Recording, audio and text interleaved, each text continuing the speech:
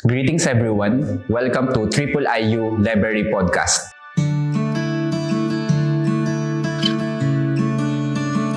I am Magello, MA student of Faculty of Social Sciences at Universitas Islam International Indonesia.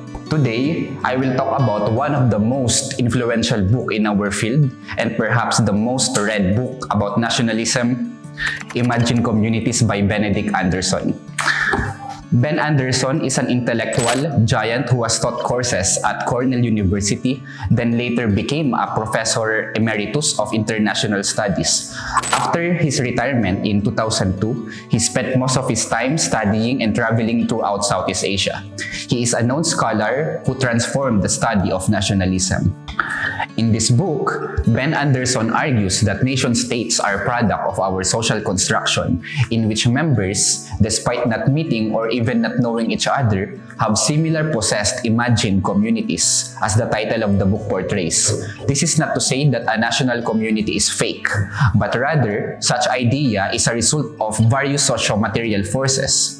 Despite the presence of distinctive differences of members in a community, these people imagine that they still belong to the same collectivity as they have common history, language, culture, and beliefs. Anderson further describes that this imagined community or a nation is limited and sovereign. First, it is limited in the sense that nations recognize boundaries and the existence of other nations beyond them. Second, sovereign because this very concept of nation have replaced the traditional kinship ties as the foundation of the state. The fact that a nation is an imaginary construct, however, does not mean that it does not possess any political underpinnings. In fact, due to deep and horizontal comradeship by its members as they share similar imaginations, countless people are willing to sacrifice themselves for the nation.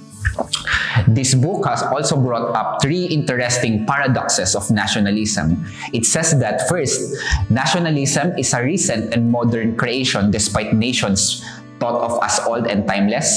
Another paradox is that second, nationalism is universal, that every individual belongs to a nation, yet each nation is supposedly completely distinct from every nation.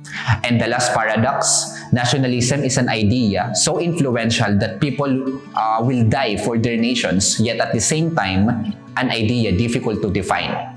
If you are ever wondering why nationalism was developed, Anderson states that it was caused by the emergence of capitalism and the print media.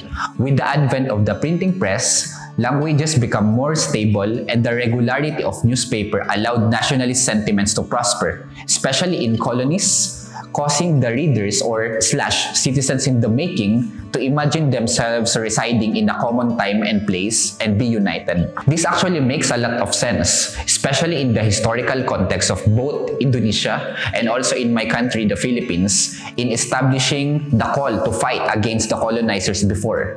The Indonesian intellectual elites back then, while studying in Netherlands led by Muhammad Hatta, R.M. Sartono, and others established Perhimpunan Indonesia while smuggling their organizational newspaper of Indonesia Merdeka to the national movements here.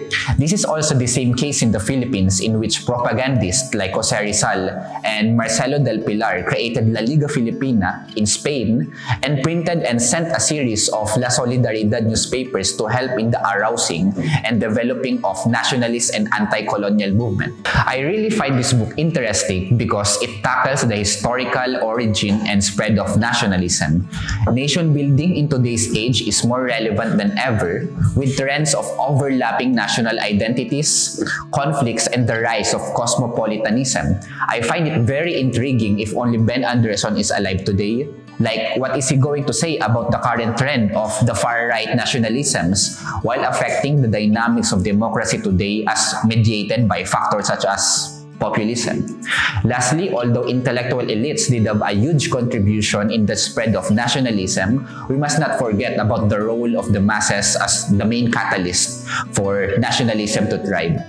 So if you want to read this book and any other related literature, you can go directly to UIII Library and grab a copy. Magello out. Peace.